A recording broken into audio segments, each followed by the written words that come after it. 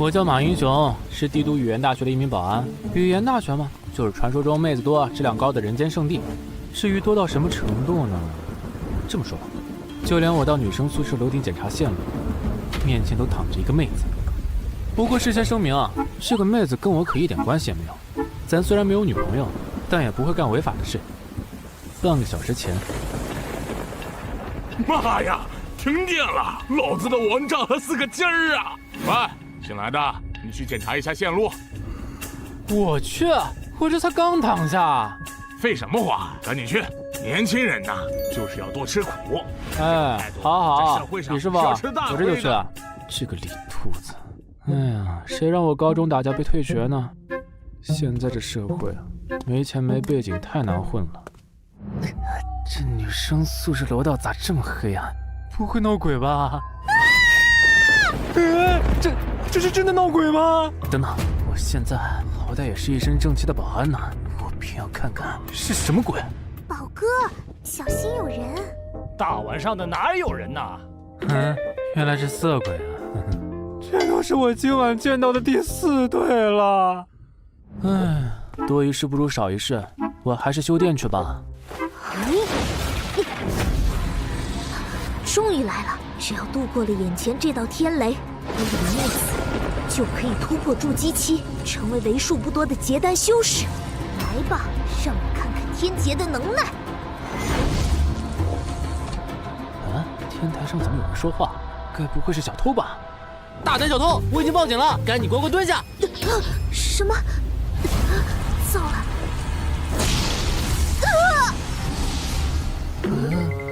我的个乖乖！第一次看到有人被雷劈啊，还劈到天上去了！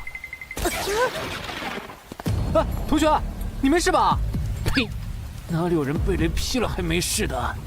此时此刻，在我的脑海里出现了一道选择题：A. 装没看见，认真工作去修电 ；B. 送医务室，可是路上很长 ；C. 人工呼吸。哎，今晚好像吃了韭菜饺子。不管了，还是救人要紧。嘿，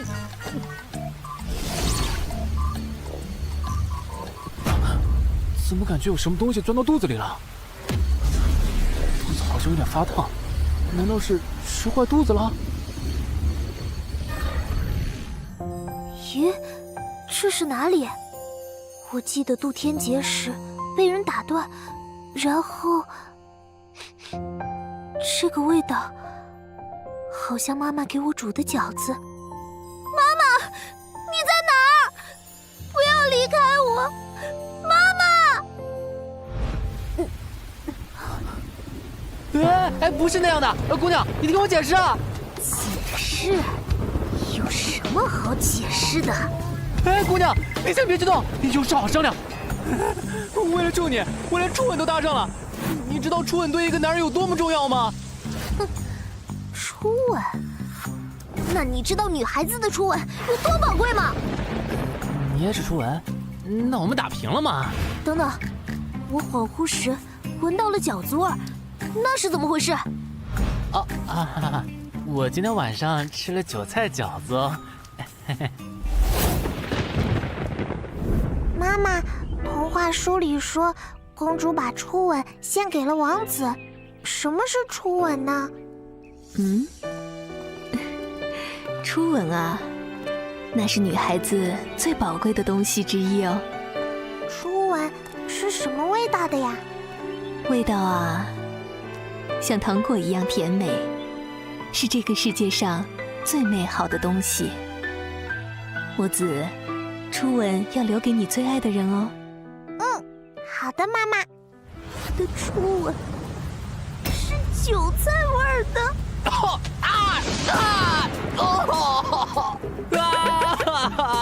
好疼啊！哼，活该！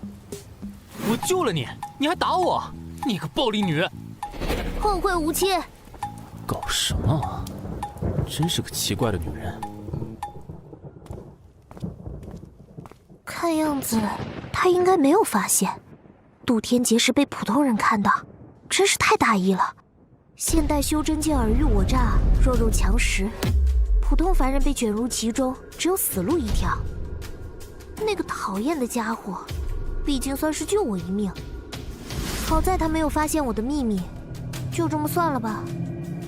等等，炼气后期，渡劫失败也应该是原本的筑基期才对啊，怎么会推到炼气期？不行，我一定要查清楚真相。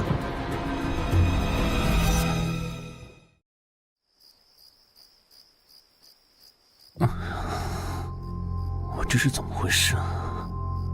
难道是淋雨着凉了？一会儿像是被冰封住一样的寒冷刺骨。好了，又像是在火炉里被烈焰炙烤。好痛苦。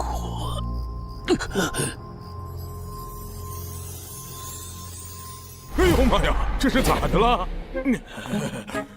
小偷，一定是小偷啊！可是仔细看看，东西也没少啊。这是什么？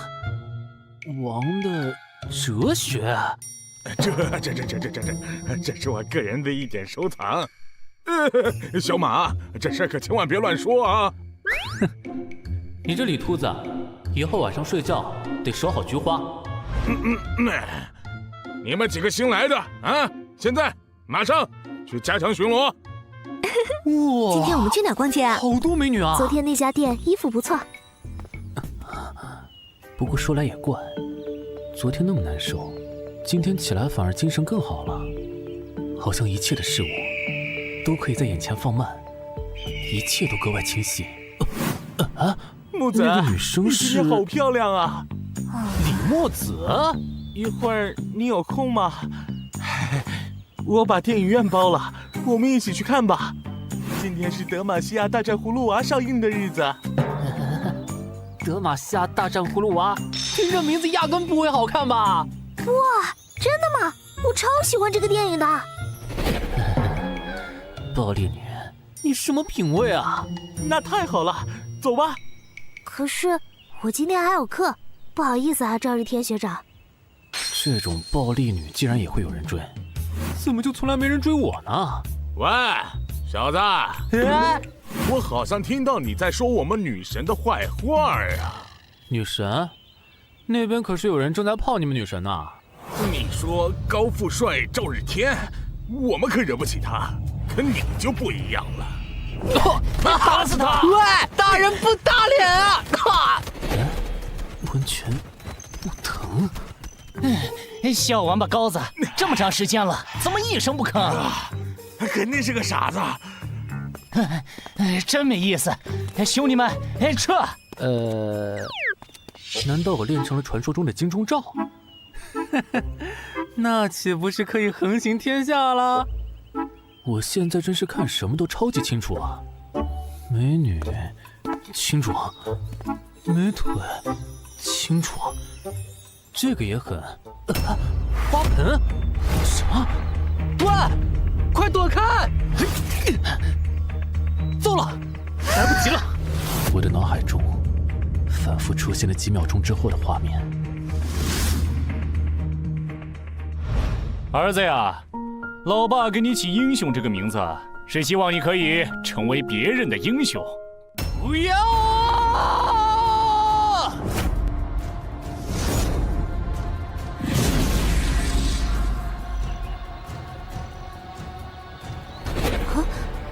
刚才的那个波动，是我的灵力。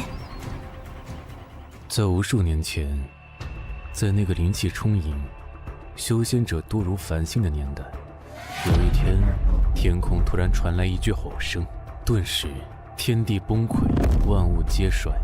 此后，灵气溃散，灵脉枯竭，修仙者死伤不计其数，只有少数侥幸存活。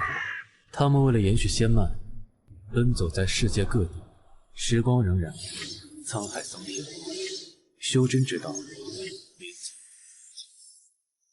但是现代修真界却早已成为一滩烂得发臭的死水。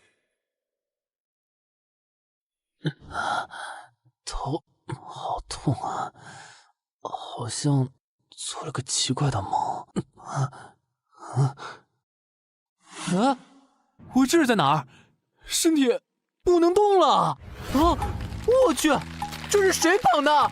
绑的也太专业了吧！酒店？难道我被富婆劫色了？亲爱的，你终于醒了，人家可是等了你好久呢。快来尝尝我亲手泡的咖啡吧，听说可以提升精力哦。李墨子，什么情况？你不会吃错药了吧？我好不习惯啊！那，英雄，你想和人家从哪里开始习惯呢？等等，你拿走了我的初吻，还想拿走那个不成？不行，我忍不住了。什么？马英雄，哼，既然色诱不行，没办法，那就只能跟你直说了。木子小姐，你说，其实我是一名隐匿的修真者，也就是你们凡人口中的仙人。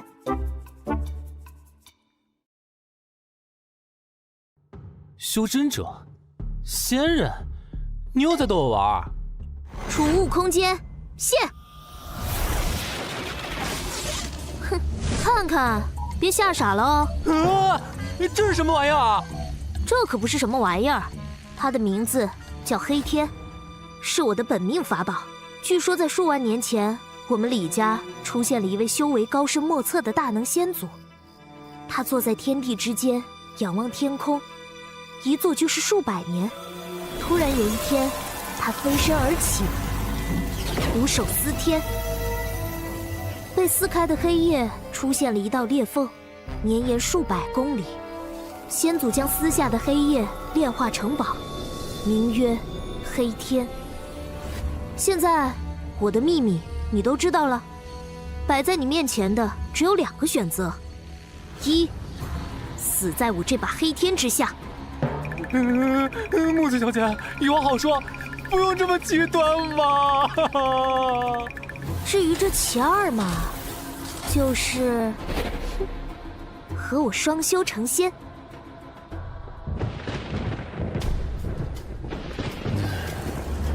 刚刚有微弱的灵气波动从这里散发出来，看来是个不懂事的炼器小辈呀，有点意思。李墨子，你言而无信！我明明选的是2，你这是什么意思啊？我恐高，你快让我下去啊！我都教了你几10遍御风术了，你一次也没施展出来。不会御风术，在修真界注定死路一条。我听说人在生死关头会激发出无法想象的潜能，很好，来试试吧。别！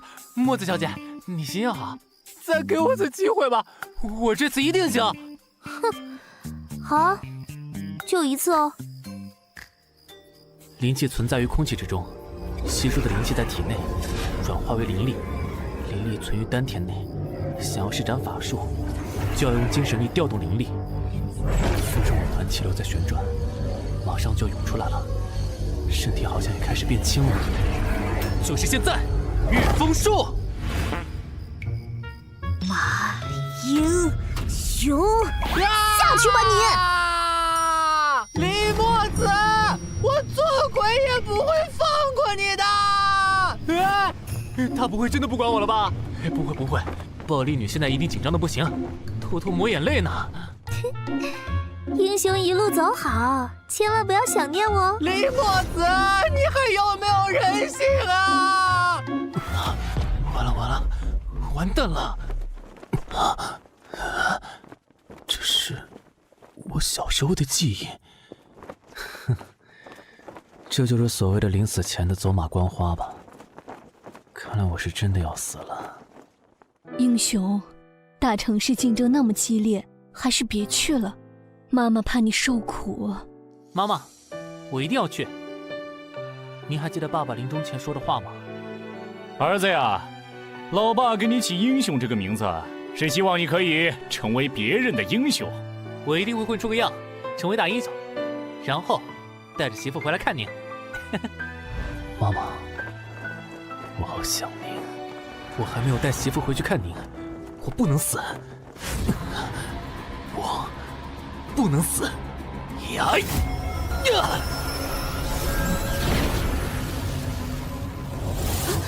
笨蛋，御风术而已，竟然释放这么多灵力，不好，这样会招来不得了的家伙。哇，这就是御风术，也没有那么难嘛。妈妈，我现在是仙人了。那个灵力波动又出现了，这次是筑基期，不到半天，由炼气到筑基，有趣，有趣。李墨子，你等等我！既然这么急着回去，直接用御风术飞回去不就好了？嗖一下就到了。哼，如果你想被其他修真者杀死的话，就随便用好了。没那么夸张嘛？难道大家就不能坐下来好好聊天喝茶吗？现代修真界资源匮乏，暴露了自己就等于死路一条。这就好比在一座食物有限的黑暗森林中，居住着一群饿得快要发疯的人。他们总是担心手上的食物被抢，也想要去掠夺别人。他们开始学会隐藏自己。有一天，一个新来的在森林里燃起了篝火，篝火在黑夜中无比耀眼。那么你觉得藏在森林暗处的那些人会怎么做呢？啊，难道是大家一起烤火取暖？才不是，他们会杀了他。现代修真界比你想象的要黑暗1000倍、10000倍。李墨子的身影看上去有些落寞。跑得倒是挺快，不对，还有一个灵力波动。虽然极力隐藏，但仍露出马脚。这两股灵力本属同源，是一对双修道侣。现代修真界资源匮乏，修行不易，遇到这种可能成为威胁的小辈，本应毫不犹豫地斩杀。既然其中一人懂得隐藏修为，为何另一人却如此高调？难不成是哪个元婴老怪设下的陷阱？此事还需谨慎。如月，师尊，弟子在此。你前去找出他们2人所在，试探一番。切记，行事要低调，不要引起他人注意。如果那2人真只是修为低微的小辈，就地截杀。是，弟子遵命。那2人是对双修道侣，徒儿你切不可心软，莫要让为师失望啊！师尊，你放心吧。喂，你是干嘛的？赶紧离开！我已经不是20年前的那个如月了。藏雾术！什么？头不能动了！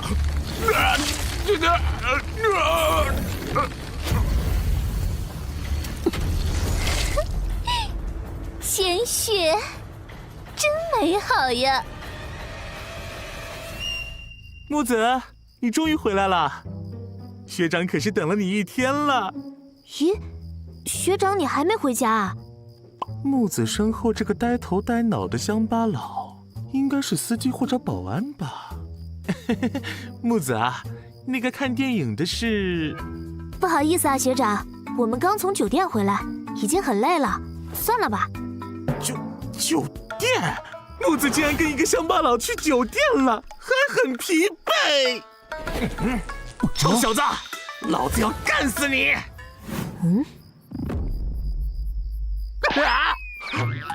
木子，为什么？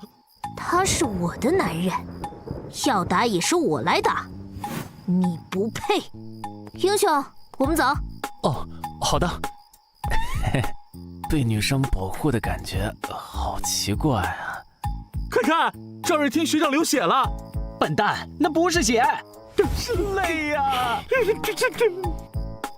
墨子小姐，我想问个问题。你说弱小的修真者只能隐藏自己，避免被修为强大的人杀掉。那为什么你没有杀了我呢？那是因为你把我的大部分灵力吸走了，把你杀了，灵力也就消散了。那些灵力只有通过我们李家祖传的修炼方法才能转换，要不然人家才不和你一起修炼呢。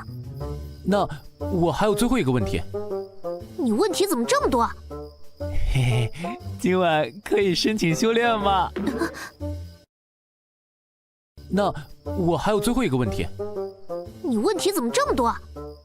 嘿嘿，今晚可以申请修炼吗？啊，这太早了，不过也不是不行。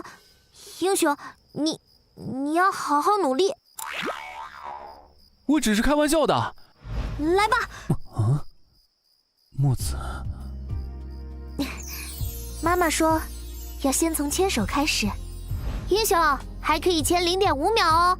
虽然李木子总是说修真界是如何黑暗冰冷，可是他的手却异常温暖。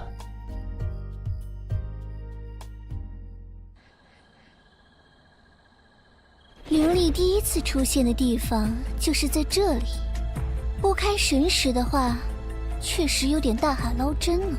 不过这可难不倒我啊！妩媚术，搞定！这张照片已经被施加了妩媚术，我的妩媚术已经达到了小成境。修为不如我的人，看到这张照片根本就把持不住，只要出现在我5米之内，我就能发现修真者的存在。虽然很麻烦，但却可以保证万无一失。来吧，让我们来一场死亡约会吧。奇怪，这不可能！在这2个星期的时间里，月儿，我已经跟这所学校大部分男人都约会过了，有点紧却张。一个修真者都没发现。难道他对我的妩媚术有抵抗力？我特别喜欢你。不可能！明天师尊说他只有筑基初期，去见见我妈妈吧。可是筑基后期啊！如月，难道可以？他不喜欢女人？也就是说，你妈那一对道侣其实是2个男人，不能半途而废，剩下的都搜完再说。哟，哥们儿，我这有新款手机，你看看不？不用，我这都用了10几年了，有感情了。这都什么年代了，怎么还用诺基亚呀？换一个吧。不用，我这手机也没啥毛病，我也就打个电话发个短信。哎呀，主要是穷啊。短信早就过时了，现在流行某信。某信能发照片，能打视频，还有附近的人朋友圈点赞，堪称快速交友之利器呀！还有这种软件？今天跟你有缘，当当，企鹅6 Plus 高端大气上档次，跳楼金报价只要998，怎么样，兄弟？这可是友情骨折价哦！好贵啊，顶上我半个月工资了。不过这个手机确实该换了。哼，今天真不错，又忽悠到一个傻子。太好了，我也有智能手机了，这就是传说中的某信吗？哇，彩色屏幕，果然不一样。月儿，这是谁啊？这是，她好漂亮啊！好想和她约会啊！哼，今天给英雄买了好多件衣服。咦，英雄？啊，英雄，你去哪儿？不是说好一起吃饭吗？你自己去吃吧，我有更重要的事情。哼，居然还有比跟我吃饭更重要的事情。哼，我好像闻到了出轨的味道呢。你是月儿吧？果然和照片一样漂亮呢。对呀，人家可是等了你好久呢。终于找到了，接下来绝灵禁制开！绝灵禁制可以阻挡神识的探入和灵力的外泄，在禁制内使用法术，不会被其他修真者发现。下面，让我们开始做点正事吧。下面，让我们开始做点正事吧。月儿小姐，我有个礼物要送给你。又是玫瑰吧？哼，这几天收到几百次了。这是我在路边烧烤摊买的大腰子，刚刚烤好，可好吃了。月儿小姐，我对你一见钟情，因此我做了一个重大决定，请你嫁给我吧。月儿，你怎么不说话？我明白了，你是想让我喂你吃吧？啊，来，张嘴，乖。够了，妩媚术解除。我刚刚怎么了？完蛋了！刚才那种事被李墨子知道，我会死得很惨的。你到底是谁？刚刚还一口一个月儿叫得那么亲热，现在连我是谁都不知道了。像你这渣男，死1000次也不足惜。离火！我去，修真者！李墨子告诉我要赶紧逃跑，不然会死的。御风术，想跑？没那么容易。你还穿红色内裤，你变态！怎么了？本命年不行啊！你扒我裤子，你才变态呢！我变态，渣男，不跟你废话了，人渣，去死吧！是谁在那儿？英雄，你玩得很开心嘛，连裤子都脱了。不是这样的。送上门来了，倒是省得我再去找了。这位练气期的小姐姐，你的男人刚刚可都跟我求婚了哦。刚刚求婚？给我跪1个小时键盘，等我收拾完小三，再回去收拾你。我叫马英雄，是一名光荣的保安。如果是在流行的修仙小说里，剧情应该是这样的：英雄，不如让如月妹妹一起伺候你吧。是啊，人家不介意的。一起！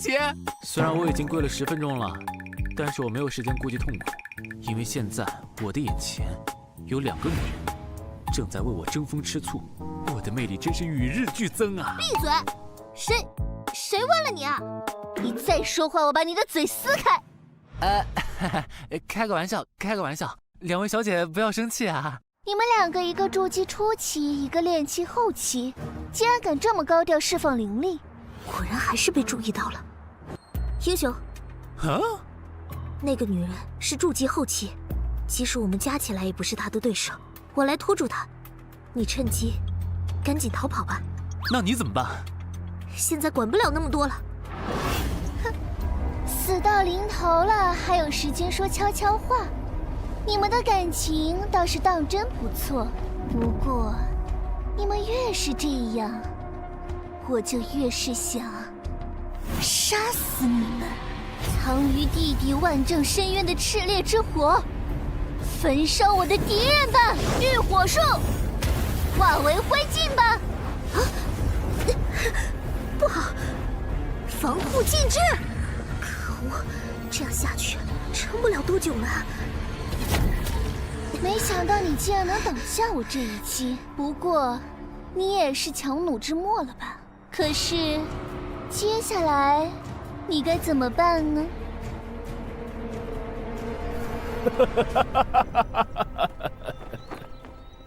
终于开始了吗？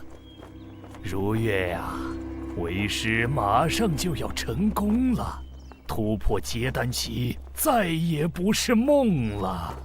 等你完成任务回来后，就把身体献给为师吧，师尊一定会好好疼爱你的。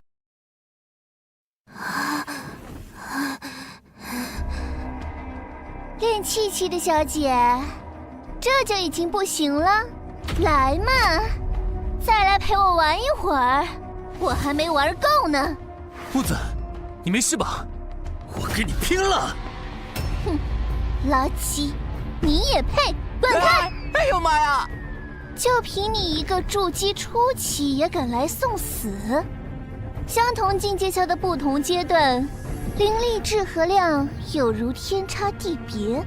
这种差距，除非有逆天的法宝或者奇遇，否则根本无法扭转。想要救他，就凭你！你果然是个变态！哼，杀了你，简直是脏了我的手！小子，想逃命吗？我可以放你一条生路哦。想让我饶了你，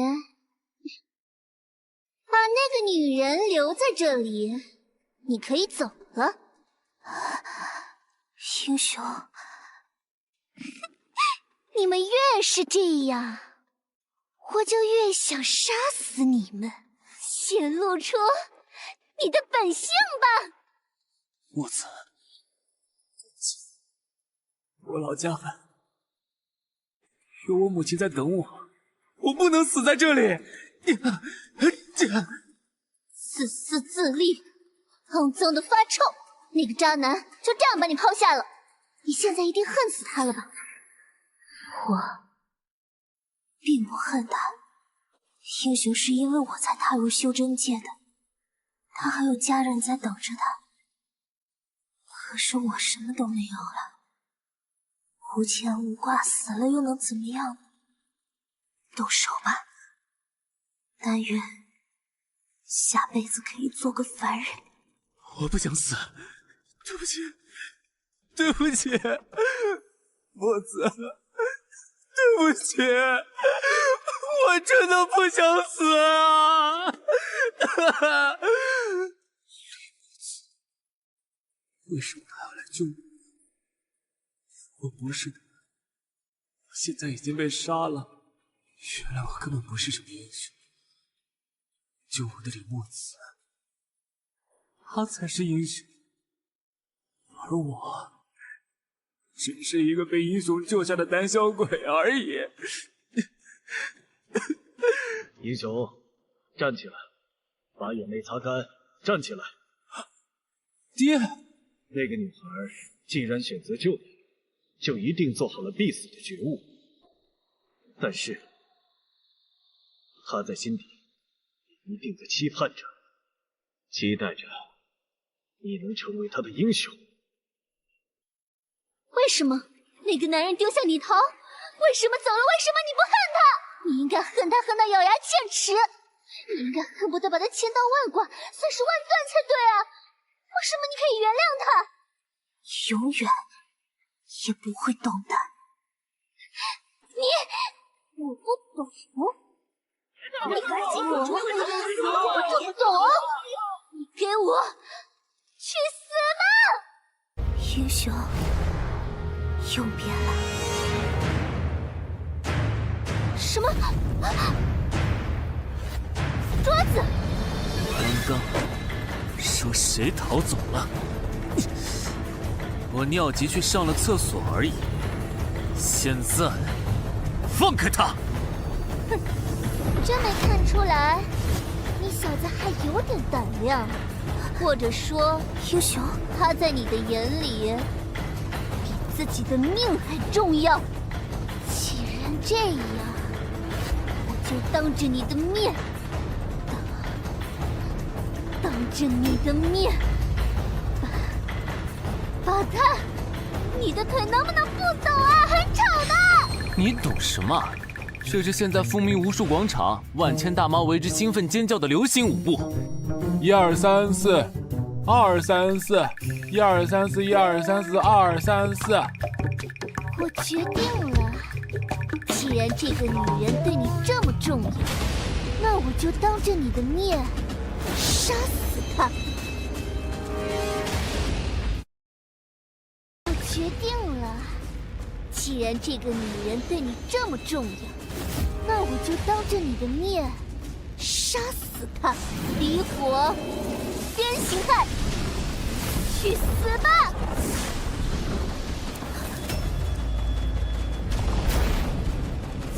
英雄，英雄，你为什么要回来呢？逃走还有一线生机。英雄，谢谢你，英雄，我先走一步了。很高兴遇见你。下雨了吗？为什么雨水是暖暖的？是血？不对，这不是我的血。英雄，英雄，你怎么流了这么多的血？你的背……小哥，你还蛮能撑的嘛。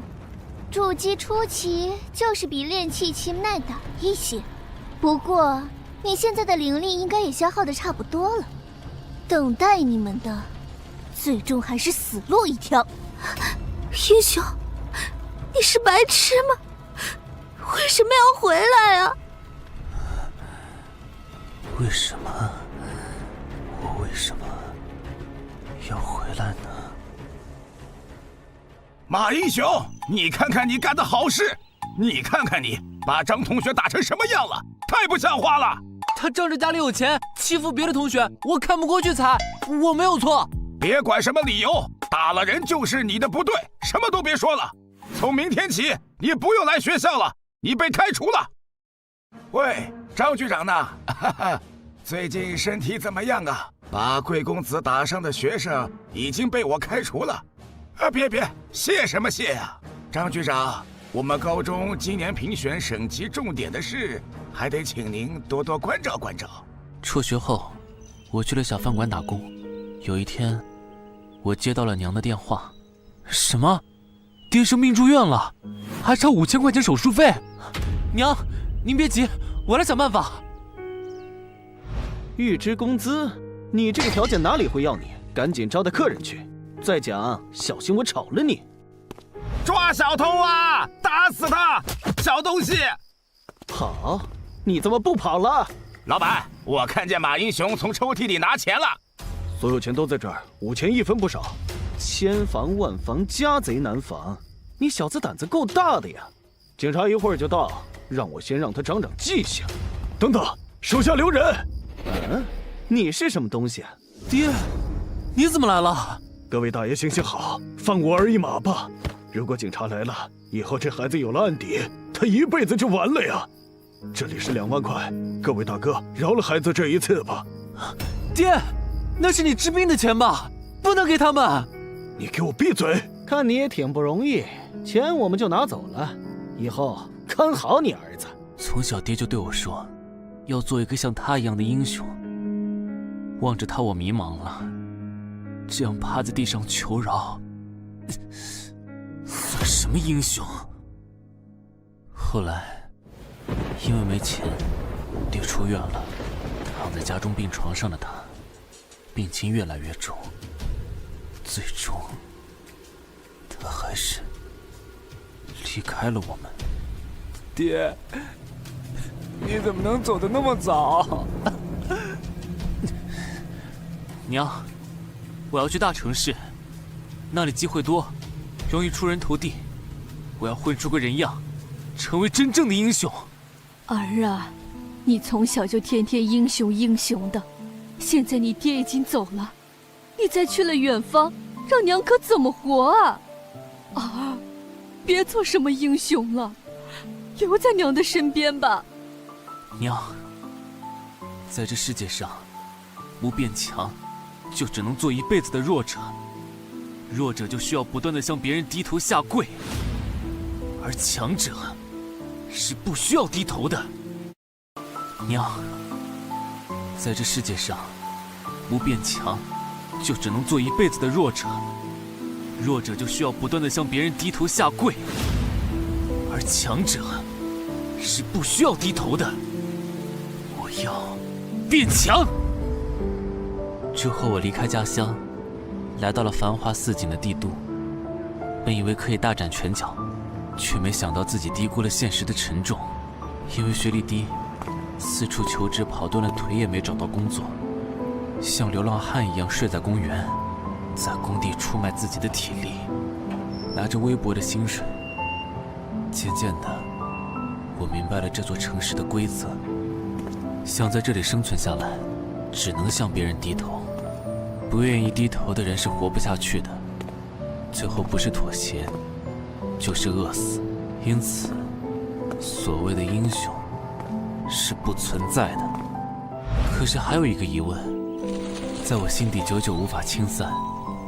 那天爹下完跪之后，坐在地上抽了一晚上的烟，最后他长出了一口气，对我说：“别难过了，中午带你去吃烧烤，烤羊肉串可好吃了。”当时的我望着爹宽阔的背影，不知为何，心底有一种感觉，那个背影让我感觉很温暖，很踏实，仿佛就算天塌下来了，也有这个男人帮我撑着。当时的我并不明白这是为什么，现在我终于明白了那个背影的含义。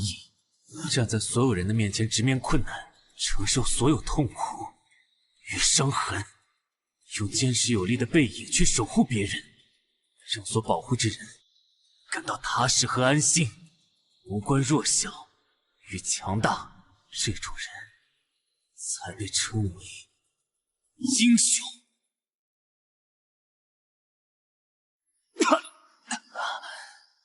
血流的太多，意识已经开始渐渐模糊。真糗啊！好不容易耍了一次帅。英雄，你怎么了？千万不能睡啊！就这样结束了。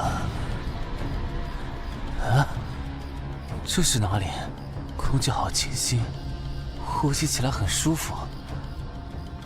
啊，前面有一个人，过去问问他吧。姑娘，你坐在这里干嘛呢？还有这里是什么地方啊？我于此坐了300余年，第一次有人称老夫为姑娘。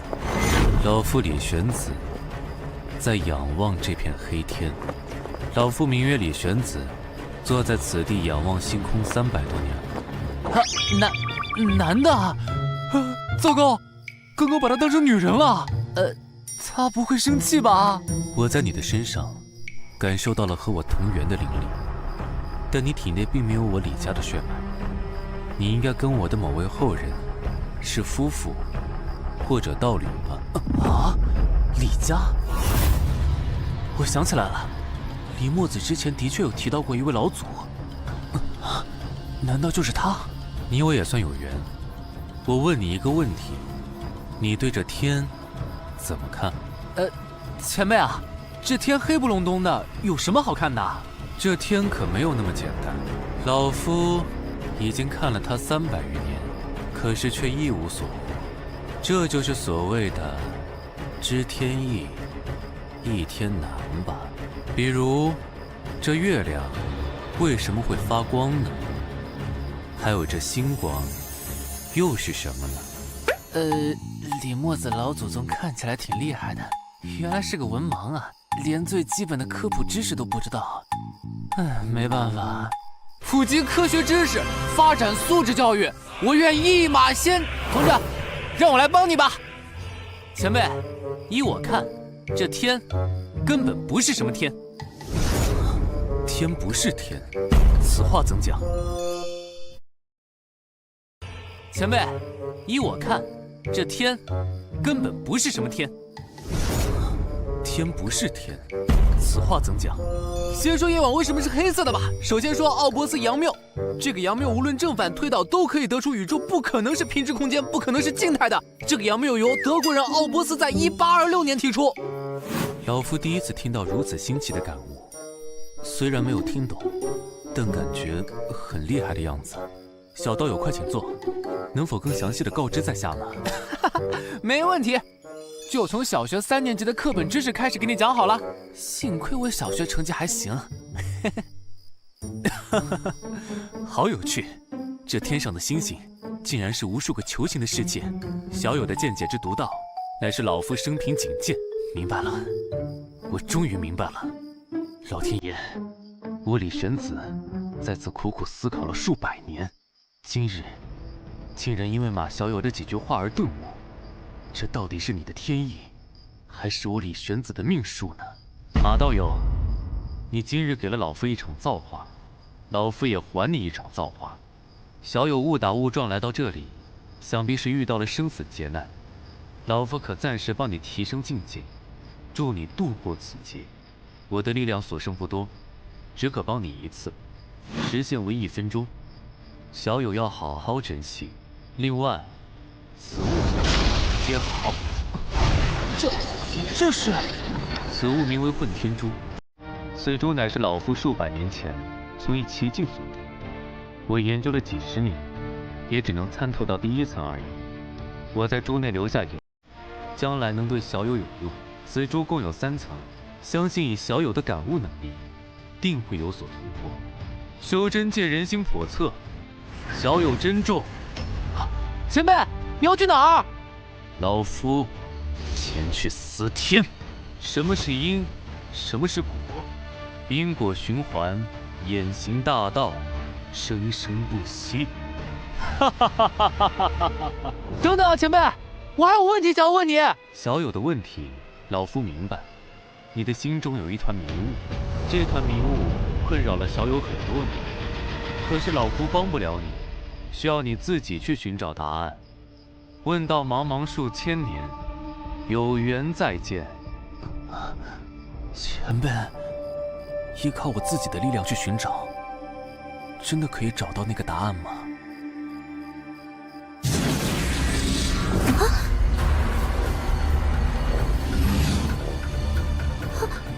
英雄，英雄。虽然这仍然是我的灵力，但增加了成千上万倍。英雄，你的身上到底发生了什么？这股庞大的灵力是怎么回事？筑基中期，后结丹元还在增加，这已经是令我根本无法看透的境界了。竟然连伤势都恢复了，之前明明还是筑基初期啊！要看过来了，光是这股灵力就已经如此恐怖，像无数条铰链死死地勒住了脖子，完全喘不上气，仿佛他的一个眼神就可以让我灰飞烟灭。是压迫感所产生的幻觉吗？不，那是真实的。这个男人比师尊还要强。师尊啊，您眼中如同蝼蚁般的小辈，竟然是这么恐怖的存在！您一定还以为我被蒙在鼓里吧？您的秘密我早就发觉了呀！我已经不是20年前的那个单纯的孩子了。最近几年，我连一次安稳觉都没睡过。每次偶尔从入定中醒来，都会看到床前您的身影，您眼中流露出的目光，我曾经见到过无数次，那是和那些臭男人们一样。这或许就是我的命了。每次偶尔从入定中醒来，都会看到床前您的身影，您眼中流露出的目光，我曾经见到过无数次，那是和那些臭男人们一样。这或许就是我的命了。可是我不想低头，不想向这种被人操纵的命运低头。离火鞭！碎！只是一个字，我的本命法宝已碎，没有希望了。师尊，如月跟随您20年，换来的就是这样的结局吗？我不甘心，不甘心无法掌握自己的命。但是这一次，终于可以掌握一次自己的命运了。以这样的方式，可是我这一生遗憾了，好像有过一点遗憾。遗憾20年前的自己没能好好握住那只手。仿佛可以看透世间的一切。如果这种境界可以持续一辈子多好。不对，把握好现在才是最重要的。让我做点以前不敢做的事吧。英雄，你干嘛直勾勾地盯着我？等等，你要干什么？你不要过来！远在天国的妈妈，对不起，女儿看样子要辜负您的期望了。虽然进展有点快，如果是英雄的话，1234234，12341234234，嘿，木子，你看我跳得好吗？你也一起来吧。你扰不扰民啊？一不小心撞过头了。我现在身上有伤，你快去救那个女人，现在还不能让她死。如果我没猜错，她的身上一定有印记或者禁制存在，一旦她死了，恐怕她的师尊立刻就会赶过来。你不说，我也真有那个打算。英雄你难道对她有意思？绝对木有啊！如果有的话，我愿意被天打雷。嘿，老天爷，你给点面子好不好？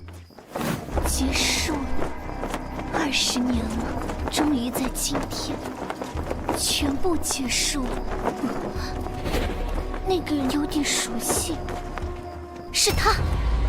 哼，要赶尽杀绝吗？到头来，连自己的死法都无法选择，真是可悲。我是姑娘啊，跳个楼还嘀嘀咕咕的，你累不累啊？他竟然是来救我的，为什么？之后，如月拖着疲惫的背影走掉了，一句话也没有跟我们说。其实，我很想知道他的身上到底发生了什么，而我，在时间到了之后，也恢复了本来的样子，境界也回到了筑基初期。马小友，时间到了，老夫的这一丝灵气就要消散了。之前你我相遇之时，切不可向任何人提起，包括我的后人也不行，否则连着你把老夫认作女人的旧账一块算。小友珍重。李墨子老祖宗还真记仇啊！英雄，我带你去个地方。墨子，这么晚了去哪儿啊？我现在只想好好睡个觉。去酒店。先生您好，请问有什么可以为您服务的呢？我的妈呀，这就是传说中的5星级酒店呐！先生，您是需要住宿吗？墨子现在还没来。英雄，我去买点东西，你先进里面等我吧。女孩子约会一定不能让对方掏钱，这是男人的尊严。小姐，我要8人间2个床位，或者4人间也成。对不起，先生，我们这里没有8人间。这人是来找茬的吗？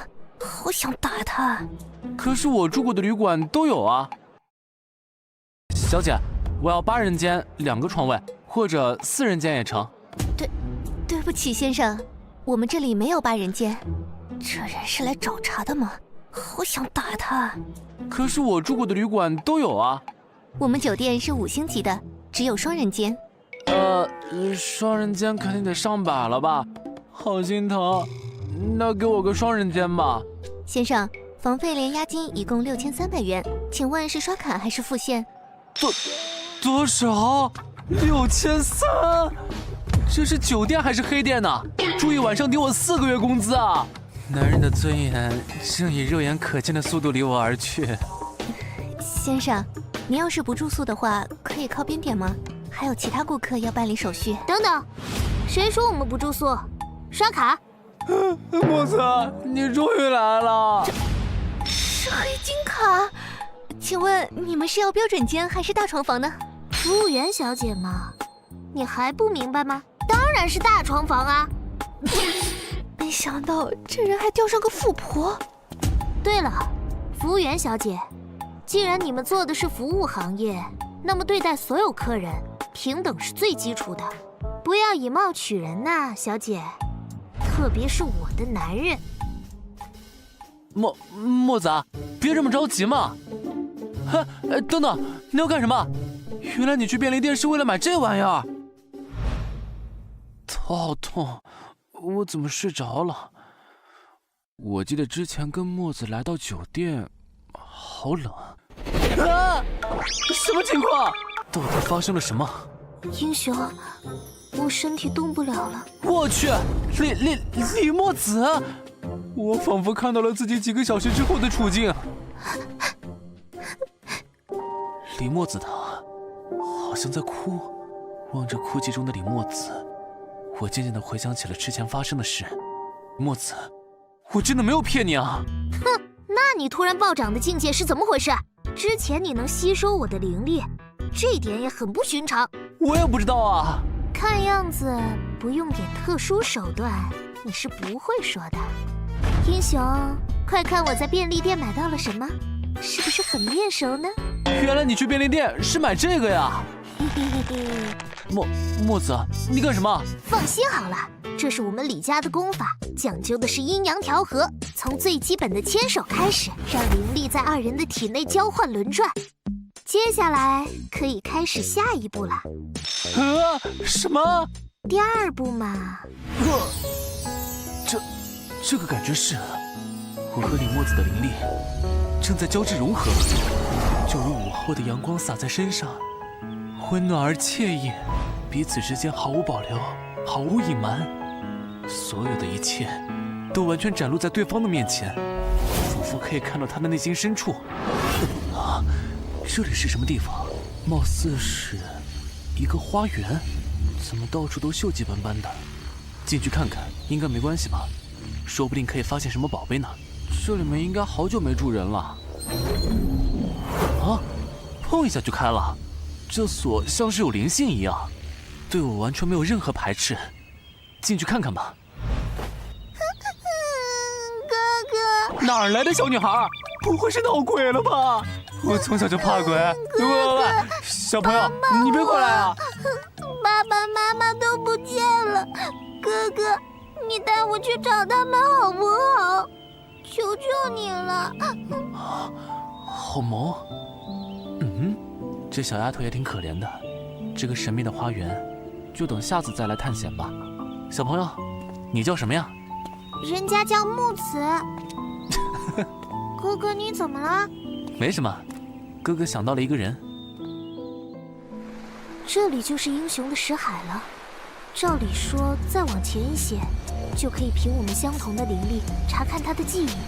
可是，却被这光球阻了去路，连一步都无法前进。这到底是什么东西？看上去像法宝，但又隐隐有股生命的气息。啊！封印被解除了。啊！封印被解除了。头又开始痛起来了。好痛！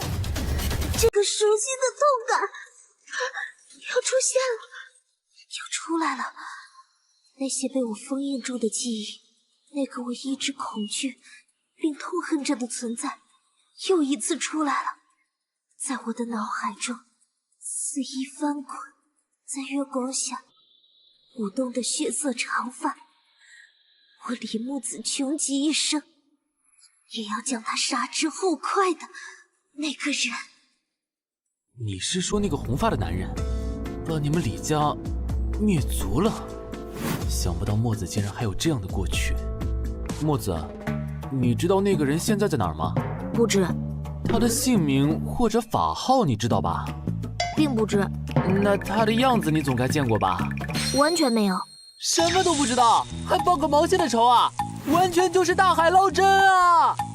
我们李家一脉延续至现代修真界，除了我，全部在一夜之间魂飞魄散。那个男人灭我李家的原因，是为了镇族之宝黑天，所以只要黑天还在我手上，早晚有一天会与他相遇。妈妈，在那一夜惨死的各位至亲，我李木子赌上毕生的修为，也要把他找出来，用他的鲜血来祭奠你们的亡魂。那个男人是什么境界呀？现在的我们打得过他吗？现在的我们遇见他只能是死路一条。我李家修为最高的族长已经到了出窍初期，元婴以上的长老也有6位，即使有如此的战力，仍然敌不过那人一己之力。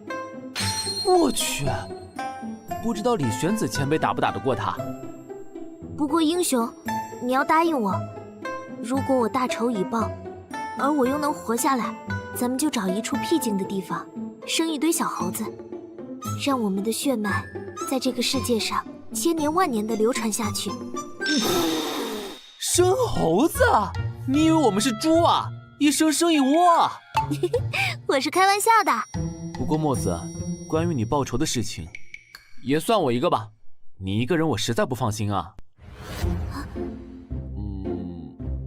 气氛突然变得好尴尬。其实我在想，如果修炼到和红发男一战的程度，怎么也要几百年吧。到时候娘去世了，我在世上也没啥牵挂了，干脆就和你一起吧。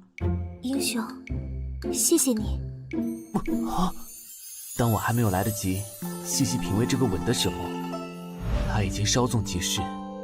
此时我的心里竟然产生了一丝奢望。这算是你今天保护我的奖励。奢望时间可以永远停留在这一刻。墨子，关于我之前灵力暴涨的事，不用说了，我现在已经不想知道了呢。之前在你的识海之中，虽然没有看到你的秘密，但是却感受到了些什么，一种似曾相识的温暖，那是根植在我的脑海中，有妈妈在遥呢。远而又亲切的记忆。墨子，时间不早了，我要睡觉，你回去吧。啥？回去啊？最后还是一个人默默走回了学校。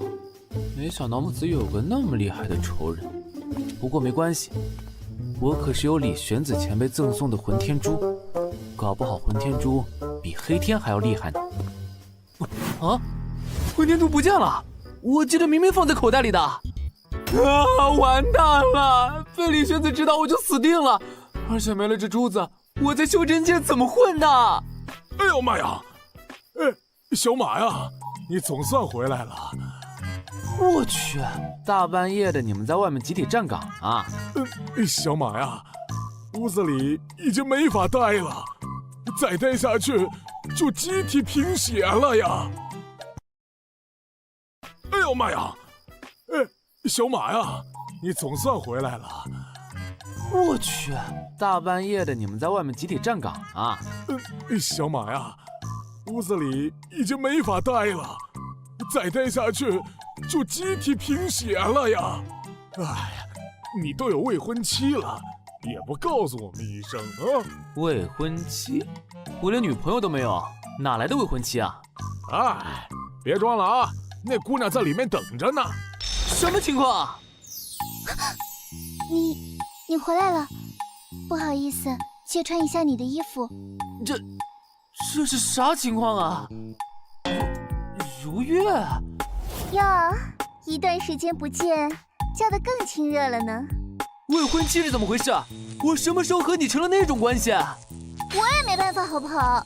这里可是男人宿舍，我不那么说也不会让我进来。貌似很有道理。哎，不对，你不是已经走了？为什么会在这里啊？确切的说，我压根儿没有走，被你救下后，我就直接来这儿了。我希望前辈您可以帮我一个忙。前辈，我？没错，您就别装傻了。明明修为那么高深，却伪装成筑基初期，在新手村虐小号，很有快感吗？我好像误会了不得了的事情。前辈您放心吧，这一次寻求您的帮助是有偿的哦。首先，这是我这些年偷偷积攒下来的3块下品灵玉。啥玩意儿？下品灵玉？前辈您不知道吗？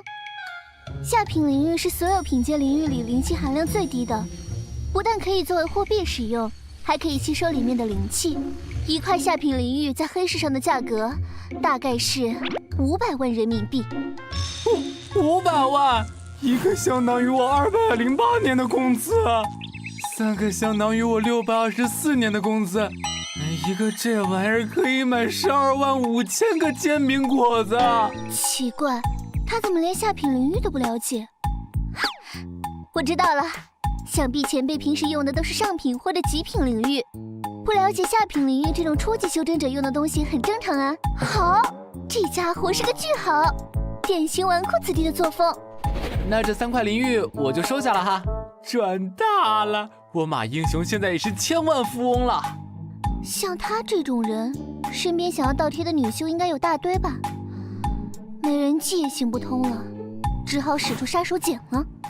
小哥，如果你不答应我，我就立刻打电话报警，说你非礼我。我身上穿着你的衣服，你跳进黄河也洗不清了。警察大约3分钟就到。你是想让我帮你打败师尊吧？不是的，那是我和师尊的事，与你无关。我想让你送我回家乡看看，回到那个充满了我儿时回忆的家乡，看他最后一眼。绝对不行！这个女人诡计多端，绝对不能轻信她的话。昨晚如月已经告诉我计划了，我们只是把她送回家乡而已，不会有任何危险的。让我考虑下吧。对了，英雄，陪我去一趟修真商店，我要买点东西。我去，这就是你说的修真商店？没错，帝都市海淀区最大的修真商店夜色。这是哪门子的修真商店啊？英雄，刚刚跟你说的记住了吗？记住了，可是那些有什么用啊？进去你就知道了。欢迎光临，几位是第一次来我们夜色 KTV 吗？我命由我不由天。开始了，暗号接龙。天欲灭我，我灭天。30年河东，30年河西，莫欺少年穷。大兄弟，到你了 ，Are you ready？ 这都什么鬼？太中二了吧！大兄弟，到你了 ，Are you ready？ 这都什么鬼？太中二了吧！我要这天再也遮不住我眼。这个的下一句是什么来着？想起来了，天上地下唯我独尊。啾咪。哎，不好意思啊，最后即兴发挥了一下。原来是3位同道中人，失敬失敬，请跟我来吧。欢迎来到真正的夜色。从这里下去，就可以看到我们夜色海淀分部的真面目。本店所有商品结算统一使用零食，不接受人民币。预祝3位购物愉快。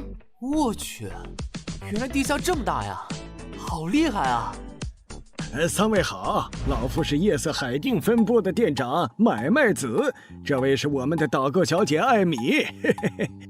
帅哥美女们好，我们夜色修真商店法宝、功法、灵兽一应俱全，定能满足3位的需求，请在这里尽情挑选吧。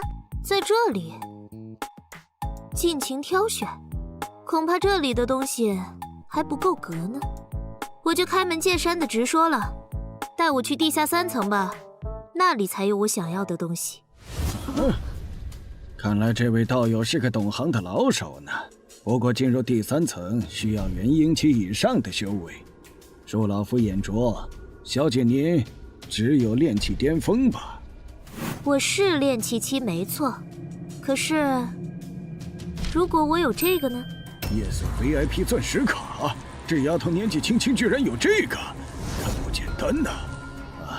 刚才是老夫失礼了，道友跟我来吧。英雄，你在这里等我一会儿，我马上就回来。如月，你有什么想买的吗？没有，我出去等你们。如月还是那么沉默，平时连一次也没有笑过。帅哥，你买点什么呢？我想买一把武器，最好能酷炫一点，像修真小说里主角们用的那种。没问题。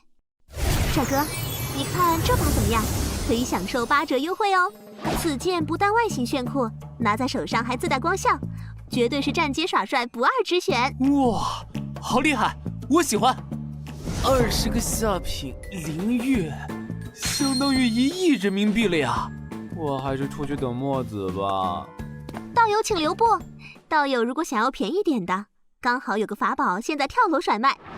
帅哥，请看看这个神器级法宝匕首龙魂之血。传说在遥远的远古修真界，有一条红色恶龙，长期徘徊在夜空，为祸世间。它让无处城池销声匿迹。后来，他被一位高人斩杀，魂魄被封印在这把匕首中。帅哥，你还不快来一把？艾米小姐，你说这把剑是从上古流传下来，可是为啥上头还有英文呢？难道说老外也修真？我去，太大意了！艾米小姐，你怎么了？是不是不舒服啊？其实这个英文啊，是澳洲的得道高僧皮特大师亲手开光的证明。帅哥，您现在购买还可以免除开光费哦。幸亏老娘大学毕业写了2年狗血文。还有这种好事啊？原价1000灵玉，现在大促销，只要3个下品灵玉，好便宜，我要了。灵气含量极低，基本是块废铁。什么？这把匕首是废铁？现在回去找他们还来得及吗？没用的，像夜色这种商店明确规定买定离手，只能怪你不识货。这就是现代修真界交易的法则。哎，对了，墨子，你买了什么东西啊？秘密。那我们现在去哪儿？如月的家乡，我倒要看看这个女人想耍什么花招。哎，对了，墨子，你买了什么东西啊？秘密。那我们现在去哪儿？如月的家乡，我倒要看看这个女人想耍什么花招。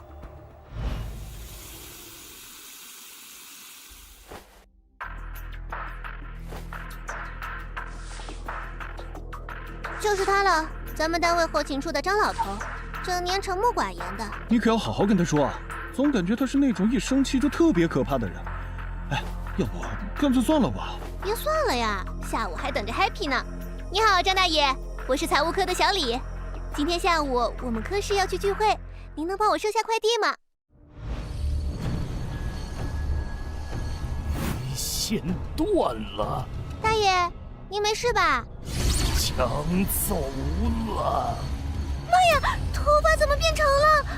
我的如月被抢走了，我要让你们不得好死！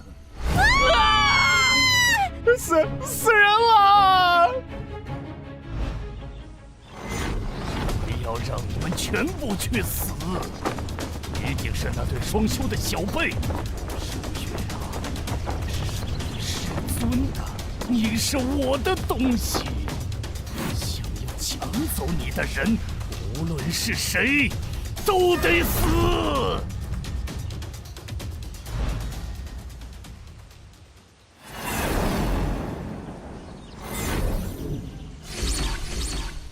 大概还有半个小时就到了，先在这里休息一下，恢复些灵力吧。太好了，长途飞行感觉好累啊，特别是带着一个如月。话说我咋飞得腰疼啊？那是你虚。啊！我上次法宝被毁，修为跌落，这一路多亏了小哥照顾，谢谢你啦。你要不要人家帮你揉揉啊？啊，这不太好吧？光天化日之下，英雄，你累了吗？不如我来帮你揉吧。木子，哎，别！哎！这里也很疲劳吧？我来帮你按。别！痒死了！看着眼前的场景，似乎有种如梦似幻的感觉。这真的是发生在我生活里的事吗？我的生活除了修炼，原来也可以如此有趣吗？似乎这一切都太顺利了。快追上了，如月！师尊，是我的时限明明还没到，为什么师尊会追过来？你的师尊一定在你体内设下了某种禁制，只要你有什么动向，他就可以立即察觉。我靠，这老头好变态啊！我们现在该怎么办？对方是结丹期，速度是我们的好几倍，照这样下去，最多40分钟，我们就会被追上。只要被追上了，等待我们的只有死。可我还不想死啊！废话，有谁想死啊？把如月送到家乡需要30分钟，而他的师尊追上我们需要40分钟。木子，你别卖关子了，我数学最高只考过20分呢。也就是说，把如月送到目的地之后，用来逃跑的时间只有10分钟。快追上了，只需要40分钟。如月，等着师尊，师尊马上就到。10几年前发现的那本功法，师尊已经练成了。你的身体、你的修为、你的天资、你的悟性、你的灵根，所有你的一切都是师尊的，谁也夺不走。终于到了，如月的家乡。原来这里有个森林啊，好茂盛。英雄，人也送到了，我们该走了。20年了，终于回来了。原来这里有个森林啊，好茂盛。英雄，人也送到了，我们该走了。20年了，终于回来了。回来？回到这片森林？这片森林对于我有着特殊的意义。特殊的意义？这里藏着我20年前的回忆和懊悔。如果当时的我做出了另一个选择，今天又会是什么样子呢？我叫如月，从小就生活在这个叫做西地村的小山庄里。我在村里没有朋友，因为我和其他的孩子不一样。我的力气大得出奇，从来没有生过病，因此有了一个外号，我是一个怪物。我每天都进山里一趟，说是采药，其实是为了去见一个人，不，应该说是妖。我来了，你的伤好点了吗？快看，今天运气超好的，采了这么多回来。只要有了这些药草，相信你的伤很快就能痊愈了。蛇姬，不过等你伤好了之后，可要加紧修炼呢。等你修炼至完全可以化作人形，应该就能开口说话了吧？到时候要陪我聊天哦。在人的面前，我是个怪物，而在真正的怪物面前，我应该不会被另眼相待吧？好啦，药都涂好了，时间不早啦，我也该回家吃饭啦。再见，我明天还会来的。哎，太准了，您老真乃神人呐！哎，大师，您快帮我家虎子也算算。今天怎么这您看我么热闹？这辈子还能娶到媳妇不？一个一个来啊，每个人1毛钱。老夫云游至此，也算是个缘分，大家不用着急啊。原来是算命。书上说，这都属于封建迷信。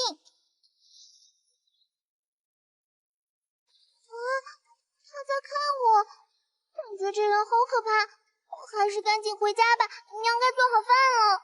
小友，请留步。如果老夫没看走眼，小友的体质可不一般呢。这里不是你该待的地方，跟老夫走吧，去追寻这天地之道。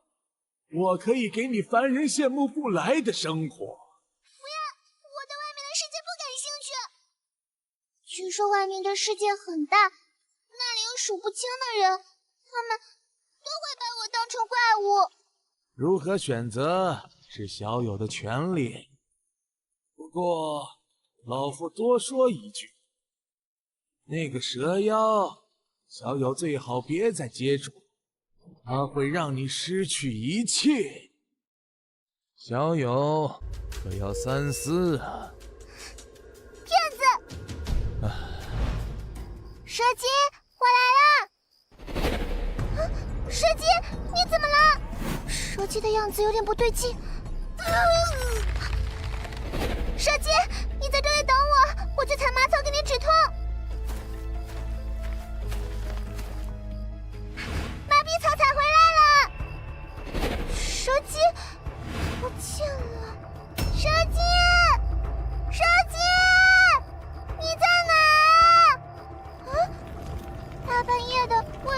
武功。蛇要吃人了！怎么可能？蛇要吃人了！我失去了一切。爹娘，你们可千万不要有事！如月这就回家了，在家里等我。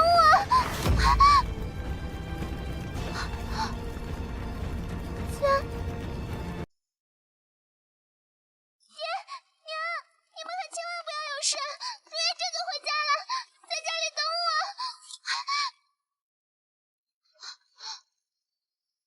家没有了，家没了，爹娘也没了。天算命先生也，对不起，我当初不该说您是骗子的。这一晚，西地村全村137人，除了一位5岁女童，全部惨死。对不起，都怪我，怪我，是我害了你们。老夫偶然从此地路过，听闻下方一片哀鸿遍野，便来此一看，全村被屠，真是惨啊！老人家，您为什么会飞？我知道了，您一定是老天爷派来的神仙吧？神仙大人，请您帮帮我吧！我的父母同乡一夜间惨死，请您帮帮我！您法力无穷，一定能复活他们的吧？我的生活也能回到原来的样子吧？很遗憾，生死乃是天道轮回，复活死人是逆天行事，老夫办不到。这些村民乃是中蛇毒而死，想必是由蛇妖作怪。特别是快要化作人形的妖兽，在月圆之夜会狂性大发，滥杀无辜。那个蛇妖应该还没有走远，你这娃娃也着实可怜。这样吧，老夫虽然无法帮你复活至亲，但可以帮你除掉此妖。不用了，我要亲手杀了他，我要为全村惨死的同乡们报仇。蛇姬，你果然在这里，是你吧？杀我全村的人，我每天才要帮你疗伤，为什么要这么对我？为什么？你为什么要这么做？你倒是说话呀！那个蛇妖有一定的修为，这个法宝离火你带上吧。这或许就是你的本性吧。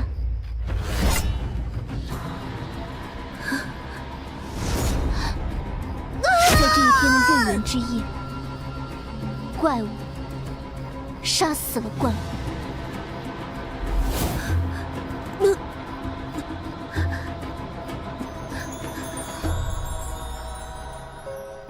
虽然我报了仇，可是我的心为什么还是这么痛？因为你有情，情感会使人痛苦，唯有抛弃掉一切，让自己成为无情之人，才不会心痛伤心。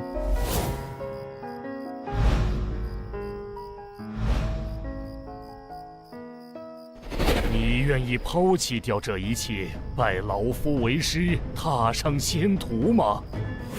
成为神仙，就再也不会痛苦了吗？无情之人一心向道，自然不会痛苦。师尊，弟子愿意。我的故事讲完了，还有不到5分钟，师尊就要来了，你们快点走吧。对于你的事，我们很同情。你的师尊修为太高，我们也无能为力。好感人的故事，简直是催泪弹！你哪来的爆米花啊？英雄，咱们也差不多该走了。我不能丢下他不管。什么？他的师尊可是结丹初期啊！留在这里，我们都会死的。英雄，咱们也差不多该走了。我不能丢下他不管。什么？他的师尊可是结丹初期啊！留在这里，我们都会死的。你说的这些，我都知道。其实我心里害怕的要命，腿也抖个不停。我知道以自己的修为，可能在他的手下1秒都撑不过去。可是，我的脚却一动也动不了，身体却告诉我要留下来啊！那你的意思就是，为了这个女人，你连死都愿意吗？原来她对你这么重要，我明白了。这段时间多谢你的照顾，我还有大仇未报，不能为了不相干的人死在这里。再见了，英雄。墨子，该道谢的是我才对啊！你明明可以逃跑，却选择留下来陪我等死，你该不会喜欢我吧？别开玩笑了，你的师尊马上就到了，咱们先找个地方藏起来再说。去蛇姬的洞穴吧，那里有他以前设下的阵法，应该可以抵挡一阵子。越来越近了，还差一点，找到了！朱月徒儿，为师找的你好苦呢！好强的压迫感，他就是如月的师尊。咦，老鼠怎么只有一只？看样子另一只逃掉了呢。没关系，先杀掉你好了，曹武术。咦，没有流血，不对劲，这是分身。还剩下1次分身的机会，不过也顺利拖延了他几分钟。龙血之魂输入灵力可制造分身，每天分身数量最多为3个，分身死亡，本体会受到反噬。小哥，你刚刚好像吐出了什么东西。这不是混天珠吗？原来一直藏在我肚子里啊！快看，那个东西在变大！我去，真的在变大呀！这么大下去，该不会爆炸吧？这李玄子送了我个炸弹吗？精血吸收完毕，主人身份确认。主人，是在说我吗？苏醒开始。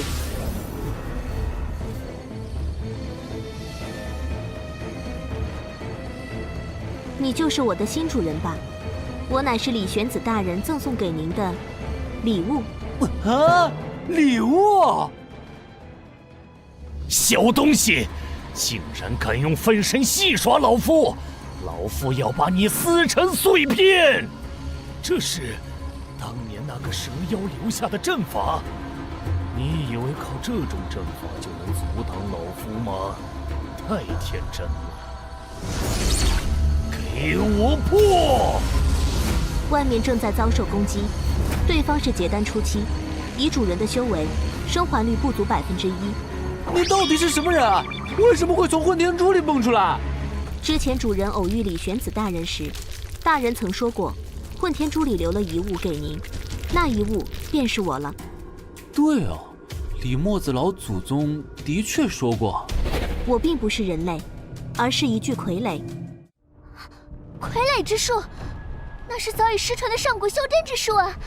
而且傀儡竟然有如此之高的灵智，真是不可思议。我是李玄子大人，耗费了数十种天材地宝，生生炼化了7749天，而成人形。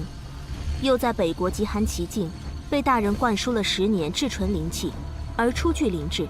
不过，这不重要，重要的是主人在使用我之前，有一个禁忌必须要知道。当初李玄子大人在我体内设置了一个禁制。禁制？有种不祥的预感。当初李玄子大人在我体内设置了一个禁制。禁制？有种不祥的预感。我体内的禁制一旦发动，会产生大爆炸，方圆10里之内的一切生物，包括我，都会在一瞬间灰飞烟灭，尸骨无存。等等，我现在大脑有些混乱，请让我静静。只要主人做出了2种行为，这个禁制就会在您行动完成的一瞬间发动。其一是，主人死亡，我会立刻自爆，随主人而去；至于其二，主人对我做出男女有别之事，禁制也会立刻发动。另外，李玄子大人有个纸条让我交给您。纸条？如果小友辜负了老夫的后人，老夫就把你炸成渣渣。这种极端的行事风格，果然是李墨子的祖宗啊！不过，我刚刚所说的禁制，只是作为主人行事标准的参考。主人具体要怎么做，我无权过问。主人的一切命令，我都会无条件执行。主人还有什么疑问吗？小哥，你快醒醒啊！阵法已经撑不了多久了。小哥已经完全陷入崩溃了。哦，对了，你的修为一定很高吧？你去帮我打败那个结丹老头吧。主人，这点我办不到。我的修为的确很高，可是这份修为目前却无法施展出来。我只是一具傀儡而已，无法像主人那样去吸收天地灵气，所以我的日常行为的消耗都是来自于主人的灵力。以主人筑基初期的灵气量，只能勉强让我维持基本的走路说话行为，而且一天只能维持1小时。如果主人想要我为您战斗，主人至少要达到出窍期该有的灵气量才行。那岂不是死定了？不，让主人生存下来的方式还是有的。我的身体由数十种天材地宝组成，燃烧这具傀儡之躯，区一个结丹修士绝对无法抵挡。燃烧身躯，那样你也会死的吧？主人，我是一具傀儡，从来就没有生过，又何谈死呢？阵法已经快要支持不住了，主人，请做出您的决定吧。这是您能活下来的唯一方式了。不行，我不同意。我遵从主人的决定。哦，对了，我还不知道你的名字呢。我只是一具傀儡而已，不需要名字这种东西。那干脆现在取一个算了。既然你的头发是绿色的，那就叫你小绿吧。小哥的起名水平真是……主人，与其在这说这些无关紧要的事，不如想想怎么应对眼前的危机。很明显对这个名字不满意，我得再想一个。宇文之神保佑我！这样吧，既然你是吸收了至纯灵气而具备的灵智，那干脆就叫你灵儿吧。灵儿，如果这是主人的决定，那么我服从主人。这次好像满意了。小哥，你是从哪里看出来的？灵儿，我在，主人。灵儿，我在，主人。灵儿，主人，请停止您这种无聊的行为。阵法终于被击破了！无耻小辈，还不给老夫滚出来！3个人，看样子绿头发那个就是另一只老鼠了。不过不知为何，这个女人隐隐有种无法看透的感觉，有点蹊跷。如月呀，你知道师尊有多想念你吗？快跟师尊回去吧。想我，恐怕没有那么简单吧？你在暗地里偷偷修炼的那本功法，我早就知道了。看样子，徒儿你知道的不少啊。但是，师尊还有秘密你不知道哦。想我，恐怕没有那么简单吧？你在暗地里偷偷修炼的那本功法，我早就知道了。看样子，徒儿你知道的不少啊。但是，师尊还有秘密你不知道哦。一个可以让你崩溃的秘密，那个秘密就是……这是什么鬼？好臭啊！这是狗屎！老变态，臭狗屎最适合你了。竟敢拿狗屎丢老夫！你想死，我就成全你，让你们见识一下真正的草巫术！天上传来了轰隆隆的声音。啊，是打雷了吗？主人，没有那么简单。我去，开玩笑呢吧？我的个亲娘嘞！去死吧，老鼠们！下地狱吧！现代修真界灵气涣散，修真者在这种环境下想要突破境界，先天资质变得尤为重要。老夫修道生涯400余年，停留在结丹初期已经200年了。虽然不愿意承认，但是我的资质的确很差。老夫大限将至，快要不行了。如果没法突破瓶颈，不出30年就会老死。我不想死。20年前，老夫为了内丹，追赶一只受了伤的蛇妖，来到江北一个叫做西地的小村庄。为了不打草惊蛇，我化作个普通的算命先生进入村里。在那里，除了蛇妖，我还发现了一个宝贝。那我先回家了，明天再来看你。一个只有5、6岁，却已经是炼气后期的女童，在出生之时就可以自体修炼，这是绝世罕见的超灵根啊！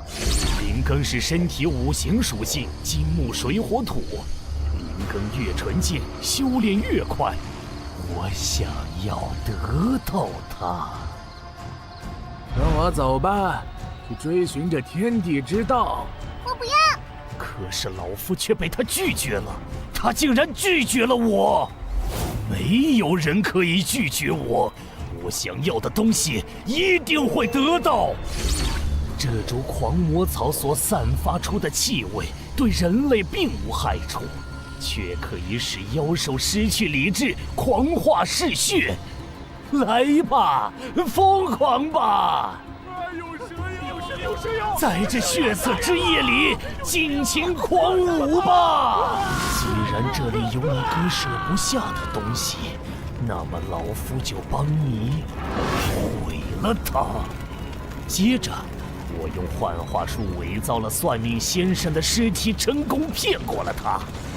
然后，以善良慈悲的神仙身份再次出现，博取他的信任。我成功了，他抛弃了一切，拜我为师。可我还是低估了他的天资，他不到2年的时间筑基成功。除了超灵根之外，他还具有更为珍贵的一个才能——慧根。所谓慧根，就是对天地之道的理解能力，也可称作领悟力。他是天才中的天才。这样下去，没几年他的修为就会超过我。我花到了几百年所达到的程度，他竟然10几年就可以。于是，我开始传授他错误的修炼方法，降低他的修炼速度。